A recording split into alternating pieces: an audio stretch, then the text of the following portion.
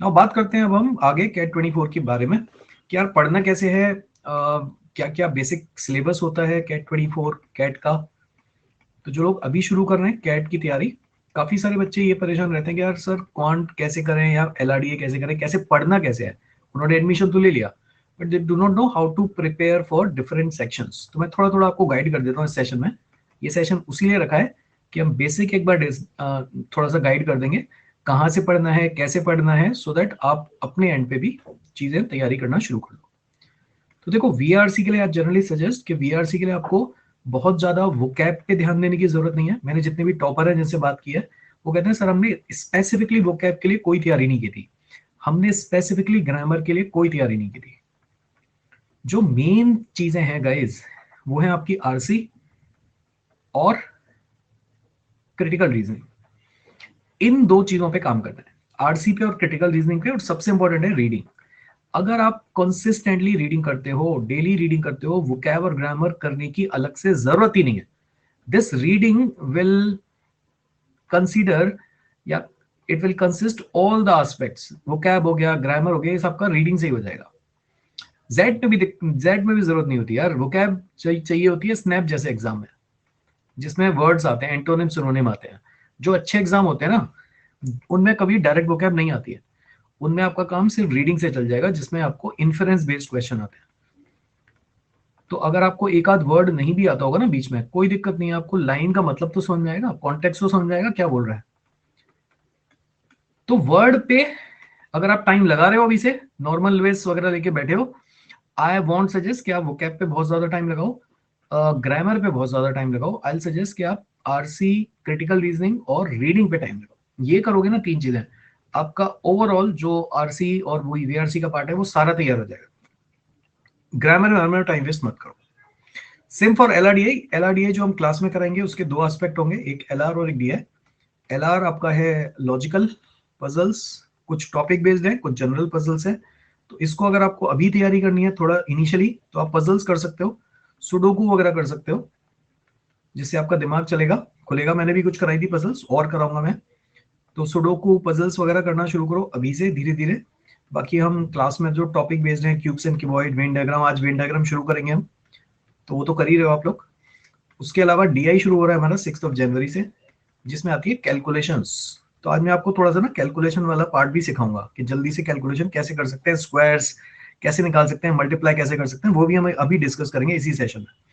तो ये calculation based है, ठीक है। इसमें आप एक तो टेबल याद करो, LR and number system miss कर दिया है, हाँ जी बिल्कुल होगा सब, नहीं नहीं कोई कुछ नहीं करना, सिर्फ जो चला गया उसको जाने दो, जो चल रहा है उसमें फोकस करना है, सब कुछ दोबारा होगा। Everything is going to be repeated again. तो जो जो मिस हो गया है कुछ भी करने की जरूरत नहीं है, नंबर्स दोबारा होगा, एलआर दोबारा होगा, कुछ भी करने की जरूरत नहीं है। लिंक में दे दूंगा पीयूष, लिंक में दे दूंगा, आप क्लास एक तो करो। इस वाली क्लास में लिंक नहीं दूंगा, क्लास का लिंक टेलीग्राम का जो मैं लिंक दूंगा वो दूंगा क्लास के ड्यूरेशन में, जो आप प्लस की क्लास करोगे। क्योंकि मैं आज ना कैट 24 का एक अलग ही बैच बना रहा हूँ, ग्रुप, वो सॉरी कैट 24 का एक अलग चैनल बना रहा हूँ, मतलब ग्रुप बना रहा हूँ टेलीग्राम पे, क्योंकि वो लोग बोल रहे हैं कि हमारा मिक्स हो जाता है 23 वालों के साथ।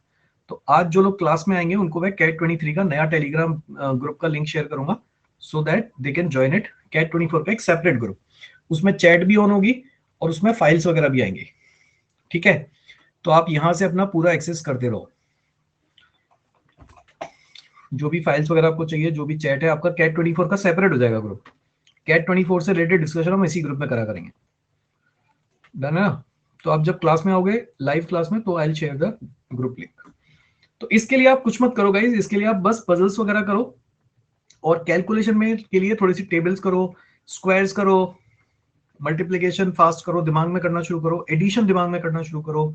ये सब चीजें अपने एंड पे करो, कुछ भी बुक करने की जरूरत नहीं है, बुक कोई भी नहीं चाहिए, कोई अच्छी बुक अवेलेबल भी नहीं है मार्केट में। बच्चे पूछते हैं सर बुक कौन सी ले, नो बुक। क्वांट के लिए आप फिर भी क्वांटम कैट ले सकते हो, सर्वेश कुमार वर्मा ले सकते हो,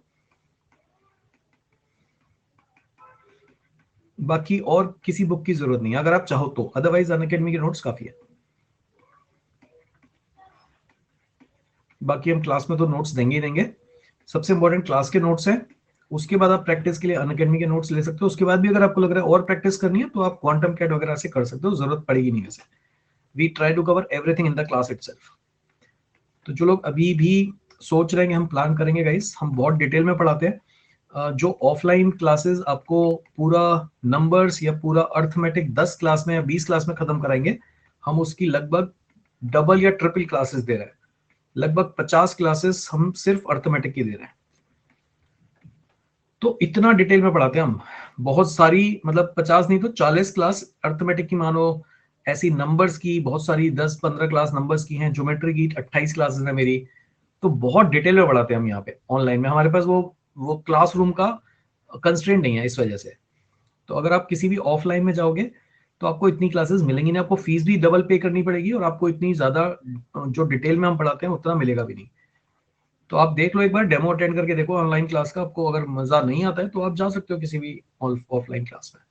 जनरली बच्चे कहते हैं कि यार हम तो यूट्यूब पे पढ़ लेंगे, काफी सारे एजुकेटर हमारे यूट्यूब पे गए हैं आजकल।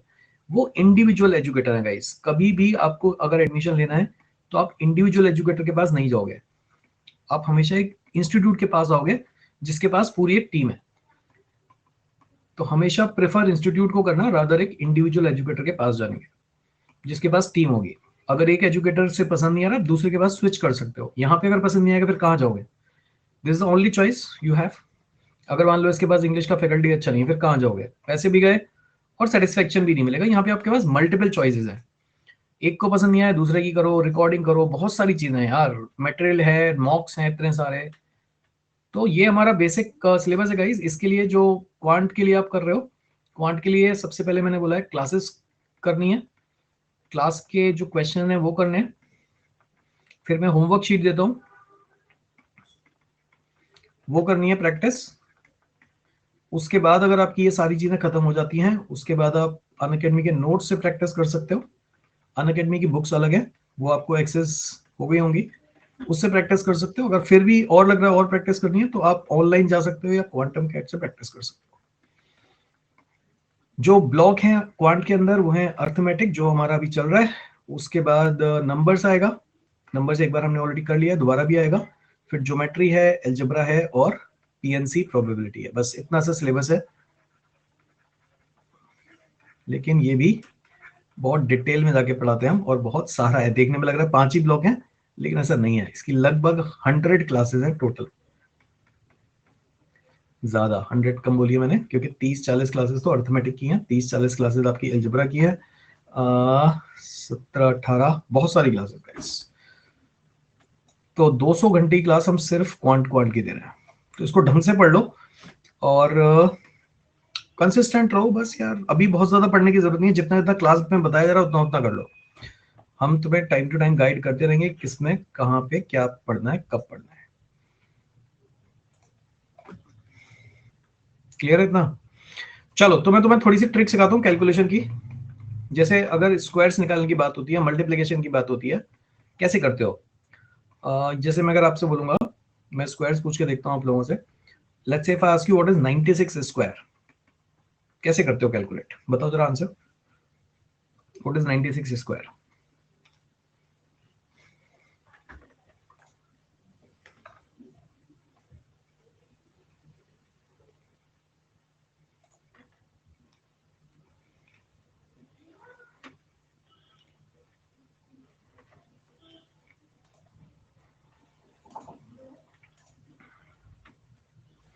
कितना टाइम? और अगर मैं बोलूं कि इसको ओरली कर सकते हो, कैसा लगेगा?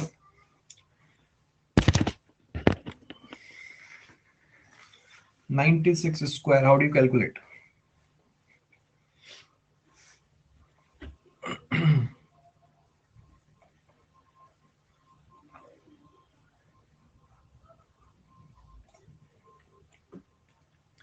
चलो मैं सिखाता हूँ।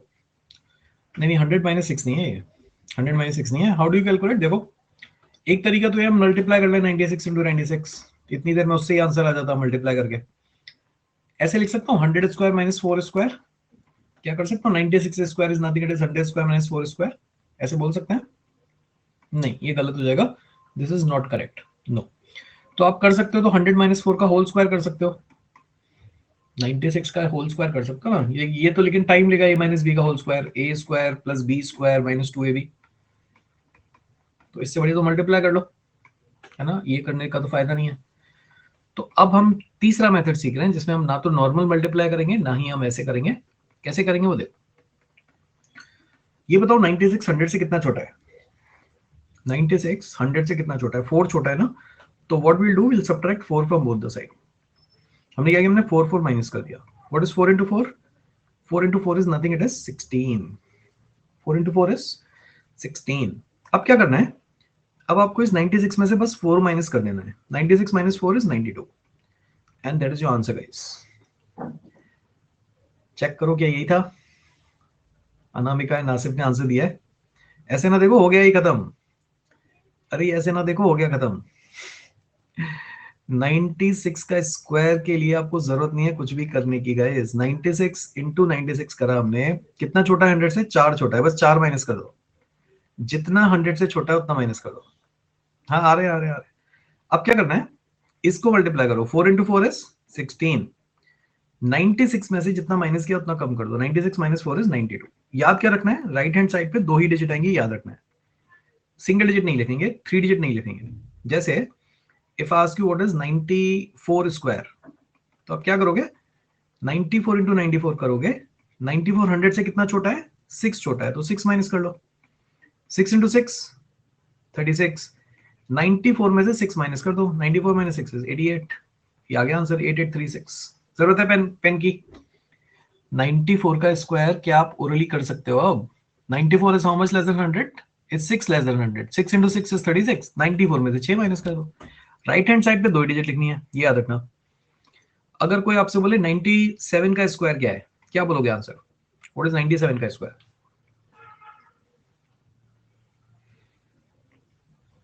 हाँ बिल्कुल सही, बिल्कुल सही, वेरी गुड। 09, क्योंकि राइट हैंड साइड पे 2 ही डिजिट आएंगी। 97 is how much less than 100? 3 less than 100। 3 into 3 9, but आप 9 नहीं लिख सकते हो, आप लिखोगे 09। 2 डिजिट बनानी है इसको, तो सिंगल डिजिट आ रही है, इसके आगे 0 लगा दो, 2 डिजिट बन जाएगा। 97 में से 3 माइनस कर दो, 94 आ जाएगा। तो आंसर आ गया 9409। राइट। सिमिलरली अगर यहाँ पे 3 डिजिट आ जाती है, या पहले एक और बताओ, अगर मैं आपसे बोलूंगा व्हाट इज 98 का स्क्वायर, क्या होगा आंसर? What is 98 square?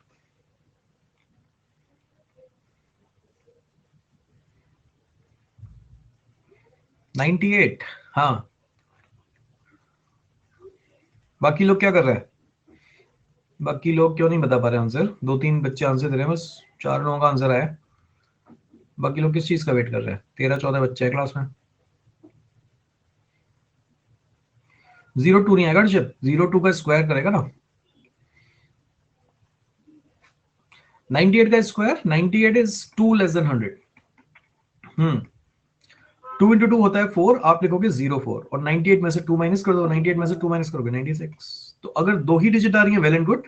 एक आ रही है तो 0 लगा दो, और अगर 3 आ रही है तो, अगर मैं आपसे बोलूंगा 89 का स्क्वायर बताओ, 89 का स्क्वायर क्या होगा?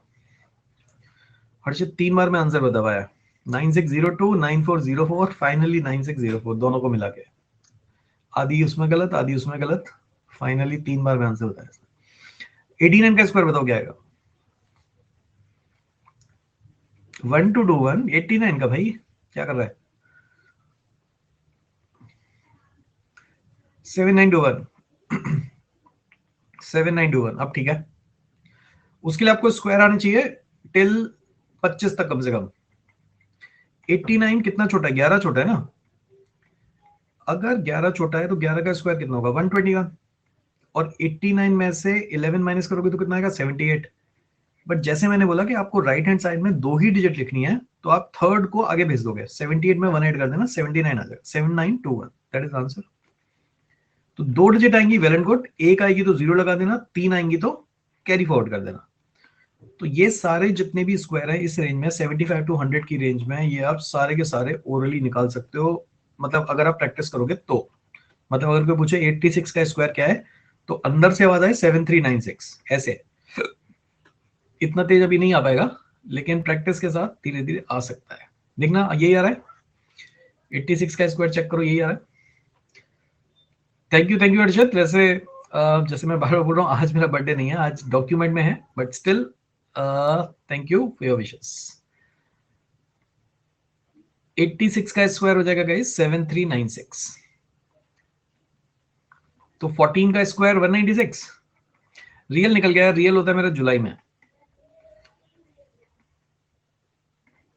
196 आ गया, ये 72 आ गया, और 1 को आगे भेज देना, आंसर आ जाएगा 7396। तो ऐसे आएगा आंसर, अगर आप प्रैक्टिस प्रैक्टिस करोगे ना तो ऐसे आ जाएगा। बढ़िया आने वाला है तुम्हारा, एंजॉय करो, पार्टी स्टार्ट कर दो अभी से, 10-12 दिन बचे।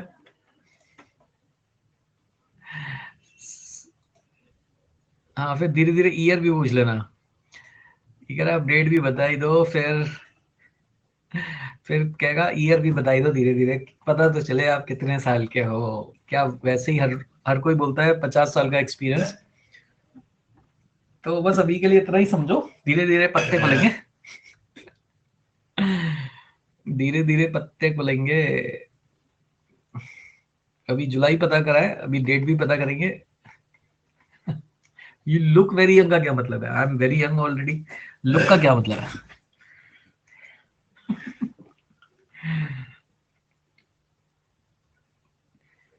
तो मेरे को ये बताओ, व्हाट इज 87 का स्क्वायर बताओ जल्दी से। व्हाट इज 87 का स्क्वायर?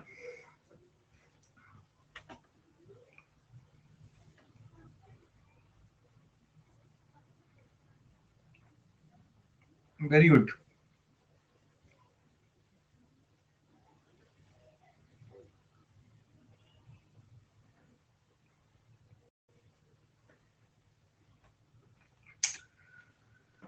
अब आ रहा है ना धीरे धीरे। अब देखो ऐसी पेस बन जाएगी, तुम लोग प्रैक्टिस करोगे ना ऐसे ही पेस में आएगा। तो 87 कितना छोटा है? 13 छोटा है। अब आपको स्क्वायर याद होगा ना, अभी तुम शायद इसमें भी टाइम लगा रहे होगे। 13 का स्क्वायर होता है 169। 87 में से 13 माइनस करोगे आएगा 74। 1 आगे भेज दो, 7569 आंसर आ गया।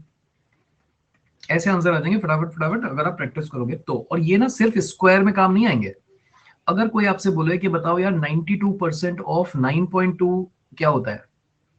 हाँ जी हाँ जी बिल्कुल, तो वो बढ़िया है, याद कर लो उसको। 92% ऑफ 92 बताओ क्या होता है? क्या ये सेम क्वेश्चन नहीं है?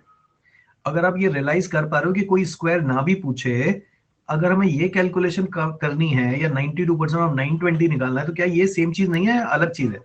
यही तो चीज है। 92% of 920 is nothing, it is actually 92 का स्क्वायर यार। उसको डिवाइड बाय 10 कर दूंगा, तो 92 का स्क्वायर अगर मेरे को दिमाग में निकालना आता है, 8 का स्क्वायर हो गया 64, 92 माइनस 8 हो गया 84, 10 से डिवाइड हो गया, तो आंसर मेरा आ जाएगा 864.846.4। खत्म हो गया मेरा क्वेश्चन। मेरे लिए इतनी सी कैलकुलेशन है। ये वाला पार्ट तुम ओरली कर सकते हो। अगर आपको 92 इंटू 92 करना आता है 8464, तो एक डिवाइड बाय 10 ही तो करना है बस। किस किस को समझ में आ रही है मेरी बात? मेरी बात समझ में आ रही है जो मैं बोल रहा हूँ? तो ये कैलकुलेशन आपको कई जगह काम आएंगी। अगर मैं आपसे बोलूंगा व्हाट इज 87% ऑफ 8.7, बता सकते हो इसका आंसर क्या होगा? आंसर तुम्हारे सामने लिखा हुआ है, बस आंसर बता दो। आंसर आपके सामने लिखा हुआ है। नहीं, गलत है, डेसिमल के साथ बताओ। 87% ऑफ 8.7। नहीं नहीं, चेतना का भी गलत है। अभी तक 2 लोगों का ठीक है, 3 लोगों का। हाँ अब ठीक है, 7.569 ना यार। 87 का स्क्वायर तो लिखा ही हुआ है यहाँ पे। देखो अभी डेसिमल भूल जाया करो। अगर आप डेसिमल भूल जाओ तो 87 का स्क्वायर ही तो है ये। 87 इंटू 87, 87 का स्क्वायर कितना है? यहाँ पे लिखा हुआ है 7569। अब आपको बात आ रही है डेसिमल कितने हैं। देखो 2 डेसिमल आते हैं इसकी वजह से, डिवाइड बाय 100 की वजह से। तो 2 डेसिमल ये और 1 डेसिमल ये, तो 3 डेसिमल शिफ्ट हो जाएंगे। 2 डेसिमल ये है डिवाइड बाय 100 और 1 डेसिमल ये भी तो है, तो 3 डेसिमल शिफ्ट हो गए ना। तो आंसर आ जाएगा 7.569। ऐसे करना है। ये आ रहा है समझ में क्या बोल रहा हूं मैं? अगर कोई आपसे बोलेगा 9.3% ऑफ 9.3, क्या होगा इसका आंसर? 9.3% ऑफ 9.3। अच्छा, ऐसी क्लास ना कल भी है यूट्यूब पे कल। तो जिन्होंने ये क्लास पहले नहीं करी है, कल अटेंड कर लेना। कल 6 बजे यूट्यूब पे भी ऐसी ही क्लास है एक, तो उसमें भी करूंगा। पॉइंट ऊपर नीचे हो तो फर्क पड़ेगा, मतलब ऊपर नीचे तो कहां पे ऊपर नीचे? हाँ बिल्कुल पड़ेगा। ये तो 2 डेसिमल तक निकाल रहे हैं हम, तुमने ये तक करके छोड़ दिया, पूरा निकालो।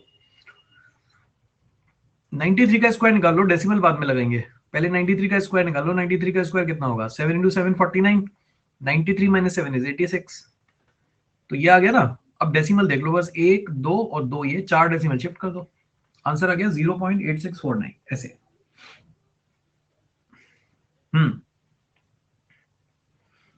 गुड इवनिंग खुशी।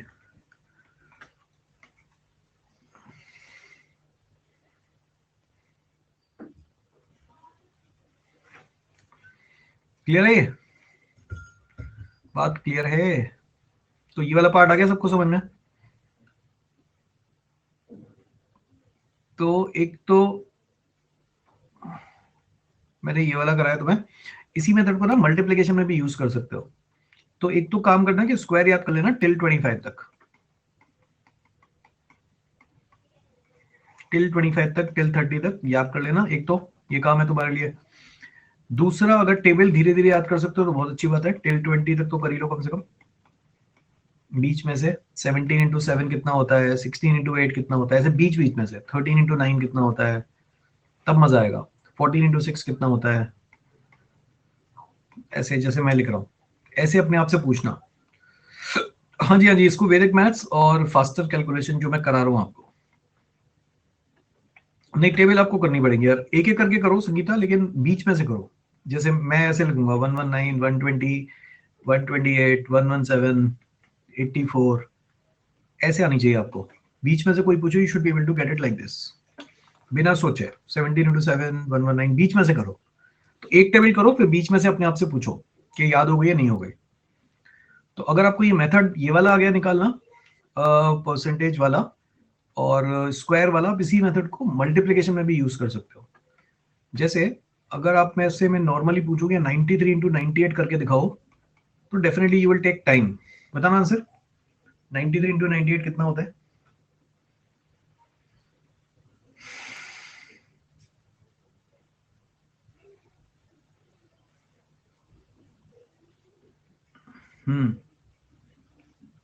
हर्ष भी मतलब करे हुए हैं, जिन्होंने करे हुए I think they can do it very fast.